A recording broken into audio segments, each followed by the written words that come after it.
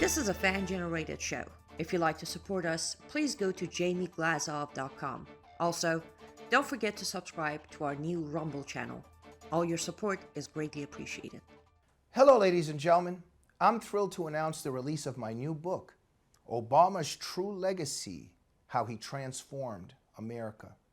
There's a reason why Mike Huckabee calls it a ferocious and chilling read. Order it now at Amazon.com or at FrontPageMag.com. It has become fashionable on the right to hate Israel. Look at Tucker Carlson, used to be the biggest voice that patriots had. And now he's platforming these historians who are openly admiring of Adolf Hitler. He's palling around with Candace Owens, who is another once patriotic influencer who has made a strange turnaround. You then have the mainstreaming of people such as Nicholas Fuentes, who used to be regarded generally as some kind of an attention-seeking nut. You have the idea spreading all around patriotic circles that to be America first does not mean to support Israel. As a matter of fact, to support Israel is to be Israel first and not to be America first. Have you heard that? I'll bet you have. And in the midst of all this, it is important to recall some of the reasons why there is an alliance between Israel and the United States, and why there should be an alliance between Israel and the United States. So take, in the first place, the fact that we face a common foe. This is something that has been tremendously obscured over the years because even high-level policy analysts, as well as, of course, the establishment media, the universal UN, the universal global organizations, the UN and the global human rights organizations such as Amnesty International and Human Rights Watch and so on, they've all signed on to the idea that Israel is a terrible abuser of human rights, committing genocide, committing apartheid, all these things, and thus is not deserving of certainly an alliance with the United States or with anyone else. And so what do we have in terms of the analysis of this conflict? The idea that Israel is occupying Palestinian land, Israel has to give up this Palestinian land and accept a Palestinian state, and then everything's going to be okay. And this is something that many, many people, even presidents of the United States, have repeated. Now there's a movement afoot with the governments of Canada, Australia, France, Britain. Others are likely to join in. They're all going to recognize this Palestinian state, even though it has no recognized government, no recognized borders. It's going to be a big mess. But in any case, amidst all that, several important issues have been forgotten. One is, this is not really a dispute over land at all. If Israel were the size of a postage stamp, there would be people determined to destroy it. And this is because what Israel is actually facing is an Islamic Jihad. The Quran says, drive them out from where they drove you out. Very simple thing. Drive them out from where they drove you out. You don't even have to apply that to 1948 because the Arab Higher Committee told the Arabs to leave the Holy Land at that time. But just the fact that Israel was once ruled under Islamic law means for many Muslims who believe in this traditional theology that it belongs by right to Islam forever, that they have a responsibility to drive them out from where they were driven out. So this means that there is an Islamic Jihad that is facing Israel and determined to destroy it.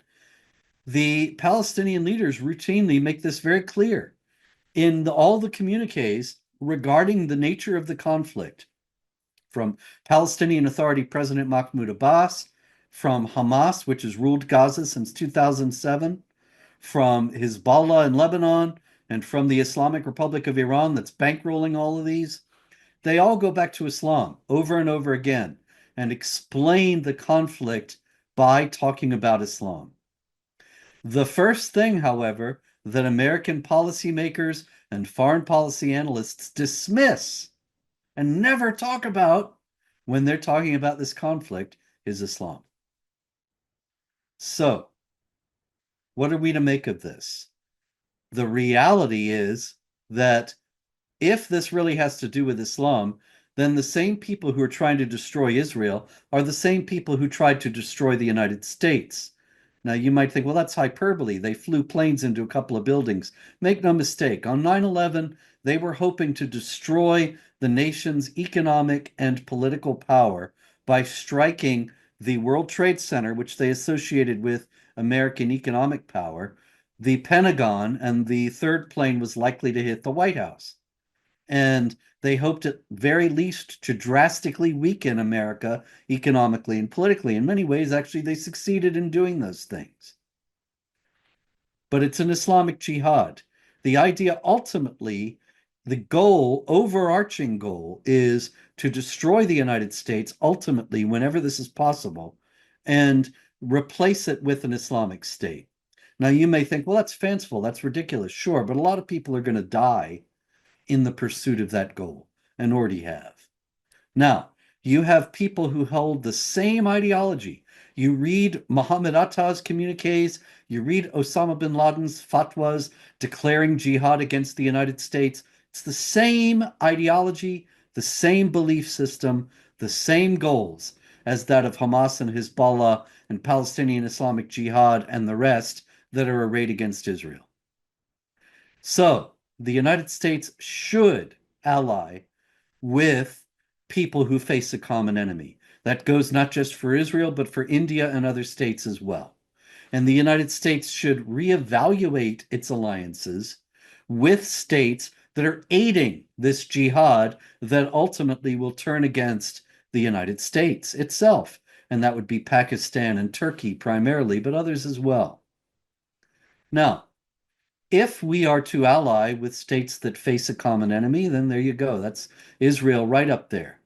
Also, Israel is the only free republic in that region. And despite the drastically wrong-headed misadventures that we pursued in Iraq and Afghanistan, the United States is a free republic and ought to stand for those values and ally with other free republics around the world.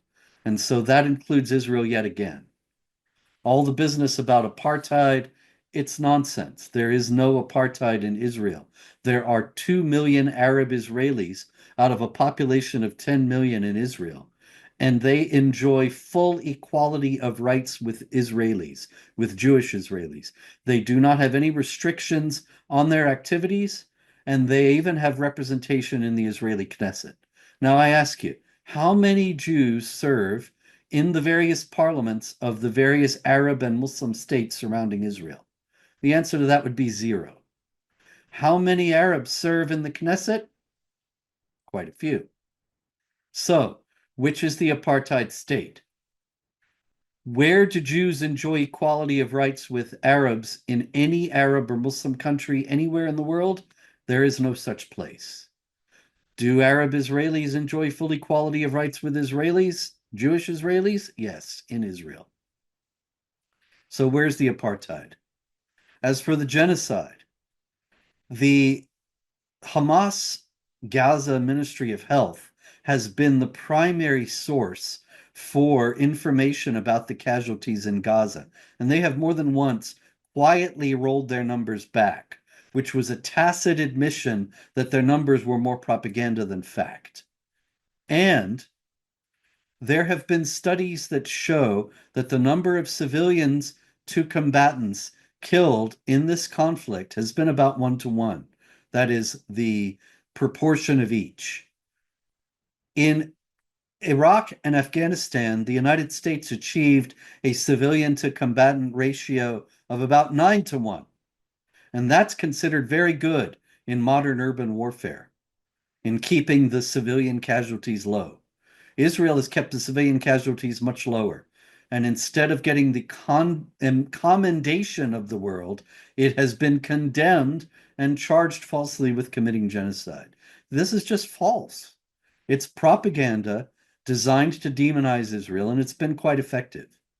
So it is incumbent upon us to inform ourselves and to be willing to tell the truth, as unpopular as it may be.